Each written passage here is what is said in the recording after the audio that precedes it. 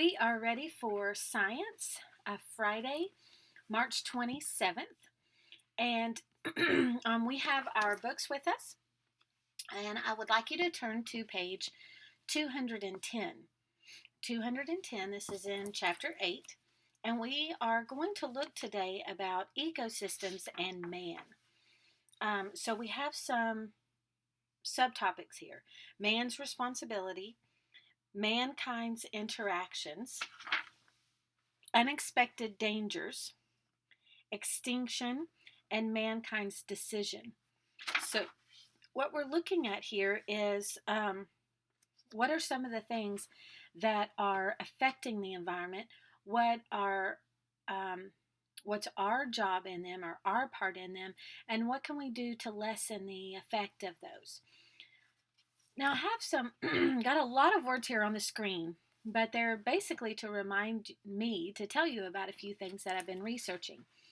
The other day, I was looking on the National Park Service website, nps.gov, and I found some really neat information about different national parks. And one of the ones I was looking up was Yellowstone. And Yellowstone was talking about several different projects that they were doing to help with their ecosystem. And it talked in depth about the ecosystem and exactly what we've been learning. How there's cycles. It talked about fires. Also, I'm going to read part of that to you in a minute. It talked about how they're all dependent upon one another, and some things that they are doing to help the balance in their own park. But the first thing, if we look at page 212, it starts talking about native and invasive species. Now, native, that word means that is where you're from. So we call Native Americans, instead of Indians, we've started calling them Native Americans. What does that mean? They were here first. They were native to America. So an invasive is someone who comes from the outside. I shouldn't say one. We're talking about plants and animals here. Is something that comes from the outside and not its native habitat. So you might think, well, that would be good. You want to bring all these exotic plants or all these exotic animals over here. But if you introduce them in an ecosystem, think about that. Is that a good thing if I take something that's not a part of my ecosystem and now it becomes a part? What does it do? Well, it could possibly take away prey that other predators had. It could make animals sick. There's all kinds of things that it can increase the competition so that a native species actually dies out and it becomes bigger and bigger and bigger. So you're going to read about some of those problems and dangers with that in this section. So I looked up, this is still on the Yellowstone site, I searched invasive species to see if they had any problems with this. And it gives the definition of it. Now, this one is specifically aquatic, which means in the water, right?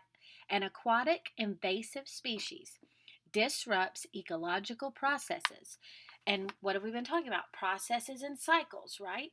Because it is not indigenous to the ecosystem. Indigenous means it's from there. Okay? Native. They're using another word for native.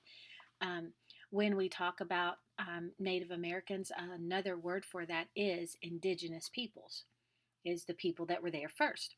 Invasive organisms can cause species extinction, with the highest extinction rates occurring in freshwater environments. So I don't know if I necessarily thought of that a lot of invasive species are coming in the water. And so this says the issue, and this is Yellowstone specifically, aquatic invaders can irreversibly damage the park's ecosystems, meaning it can't be reversed, it can't be changed, it can't be taken away.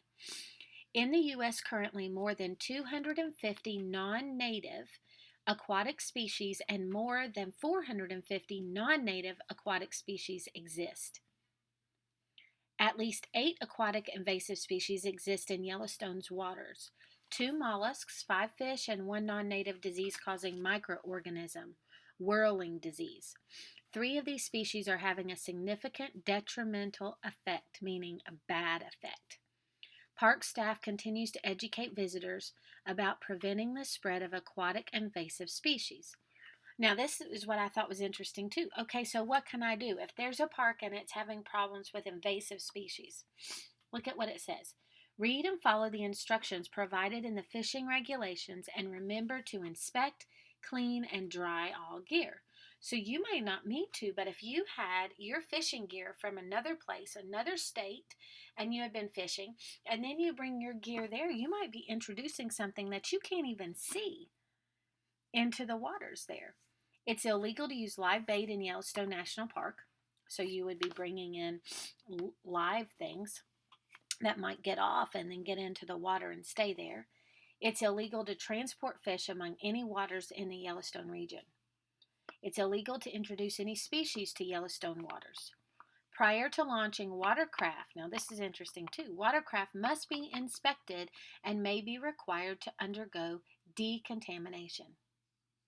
It's interesting, isn't it? So they're going to inspect it and see, is there anything on the bottom? Does it look like there's fungus? Does it look like there's anything on this boat that could possibly be introduced into the water here? So we're talking about current events here. This is not just dry in a book, doesn't have anything to do with life. This is the bare bones of it. This is, how do I use my information to affect my life? And that's what scientists are doing. That's what park rangers do. Okay, biologists. All right, now, I thought Randy might find this interesting because she's very interested in wolves. But Yellowstone also found that it was the very first national park established as a national park in 1872. And when it was, they thought, and they didn't have a lot of the knowledge that we have now of how the environments need all the different parts. They considered wolves a pest. And the wolves were also, as more and more people were moving out west, the wolves were actually attacking livestock. Well, do farmers like that? No. So what did they do? They went and shot these. And so it wasn't seen as anything bad. Let's get rid of the wolves. And so for a time period, they almost disappear. Almost disappear. That there's hardly any wolves. You would see one every once in a while. And it says here, this is where it's talking about that. That westward expansion brought settlers and their livestock into direct contact with the native predator and prey species. Much of the wolf's prey base was destroyed. So as the agriculture flourished, as people came in and built houses, they were actually moving out the prey that the wolf depended on. So what did the wolves do? They attacked the new livestock coming in, which was a pest to the farmers, and so they would kill them. Other predators, such as bears, cougars, coyotes, were killed also. And they let a lot of, they use the term here, more desirable wildlife species, such as deer and elk, they wanted those more. So it was almost seen that these animals that were killing the deer and elk were bad. They're the bad guys, so let's get rid of them.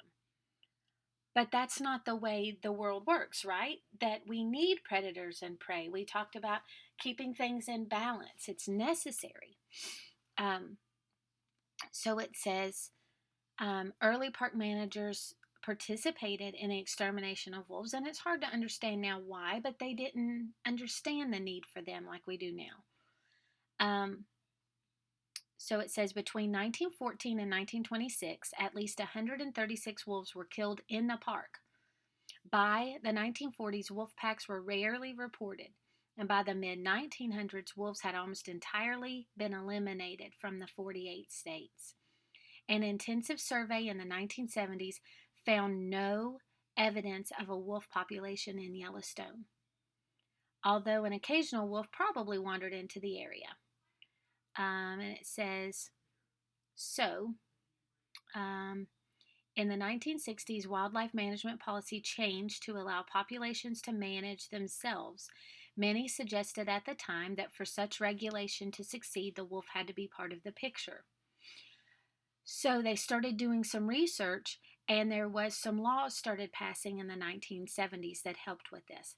One of them was the Endangered Species Act that was passed in 1973, and this required us to try to restore endangered species that had been eliminated, if possible. And by 1978, all wolf subspecies were on the federal list of endangered species for the lower 48 states except Minnesota. So, what they started doing, and there was a 25th anniversary kind of recently of the reintroduction of them. I think it was in 1995, they reintroduced the wolf species back into Yellowstone.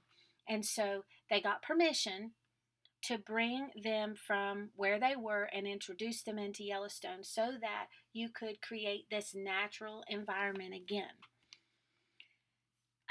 Now, that's interesting because then if we just talked about invasive, so you're like, well, wait a minute, is this invasive or is this native? Well, they were originally native, remember?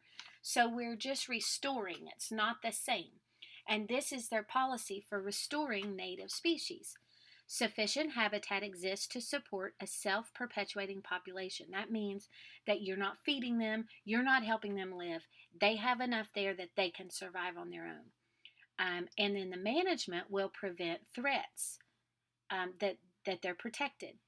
The restored subspecies can nearly resemble the one that had been taken away. So it needs to look very close to what was there before, and that it resulted from human activities, and it did.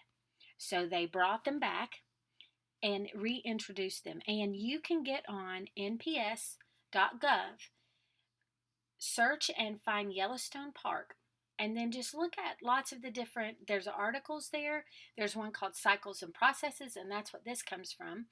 And then there's also some webcams that show you the wolves, and you might be really interested in seeing that. Excuse me, another sneeze. Okay, so this applied directly to what we were talking about, so I wanted to look at this with you. This says cycles and processes are essential connections within an ecosystem. Remember, what is essential is invisible to the eye. We can't necessarily see cycles and processes. They're not easy to see, but they're very essential. Photosynthesis, have we talked about that? Yes. Predation, okay, so predators eating prey. Decomposition, climate, and precipitation facilitate the flow of energy and raw materials. Living things absorb, transform, and circulate energy and raw materials and release them again. Life forms are active at all levels. Look at this. Microbes beneath Yellowstone Lake thrive in hydrothermal vents where they obtain energy from sulfur instead of the sun. Plants draw energy from the sun, sound familiar, and cycle nutrients such as carbon, sulfur, and nitrogen through the system. Herbivores, from ephydrid flies to elk, feed on the plants and in turn provide predators like coyotes and hogs, provide food for them. Decomposers, bacteria, fungi, other microorganisms, connect all that dies with all that is alive. Is that not what we have been studying? That's why that's cool. That is what those biologists, those park rangers are working to do right now, and they have knowledge of what you have learned in your 5th grade textbook. And that's what they need in order to continue to do what they're doing. So if this is something that interests you, there are jobs out there for you. You can protect a species. That can be something that you can do. The ecosystem is constantly changing and evolving. Now, here's what we talked about yesterday. A wildland fire is one example of an integral, that means important, dynamic, always changing process. Fires rejuvenate forest on a grand scale. Some species of plants survive the intense burning to resprout. Some cones of lodgepole pines pop open only in heat generated by fires, spreading millions of seeds on the forest floor. After fires sweep through an area, mammals, birds, and insects quickly take advantage of the newly created habitats. So think about that. It's creating new habitats. Fires recycle and release nutrients and create dead trees or snags that serve a number of ecological functions, such as the addition of organic matter to the soil when the trees decompose. Isn't that cool? In like 2 paragraphs, we have our whole chapter tied together and what they're doing at Yellowstone, and not just Yellowstone, but that was one specific place. I could spend all day on those places reading those articles, and then I'd never get to the video. But there's all kinds of things out there. Please take opportunity to use it and see what they have. I'm gonna make sure that was my last thing. Yep. Okay. Now, so today you're gonna read 210 to 213 to see what are some of the dangers, what are some things that we can do to prevent extreme harm from happening. And then I want you to answer the questions on page 143. Page 143 is the study guide that is examining what you have read. And it talks specifically about being a good steward. A steward is someone who is caring for something given to them. So we need to know, and by reading this and understanding this, we can understand how we can be good stewards in the environment that God has placed us. Okay? Now, in the comment below, I want you to think about an animal, any animal, or plant. I'll let you pick a plant too. Think about, animals might be easier though. Think about bringing it into West Virginia. So think about an animal that does not belong in West Virginia. Now, bring it in and let it loose. Now, don't say elephants and camels because we know they can't survive and they're not going to populate. I'm talking about things that could possibly live here. Bring it in, and then I want you to tell me what damage it could possibly do in the environment. Okay, you may have to do a little bit of searching to figure this out. Just give me some ideas, okay, of an animal that doesn't belong here, and then what are some of the problems that it could cause in the environment. So we're talking about invasive species. Ready?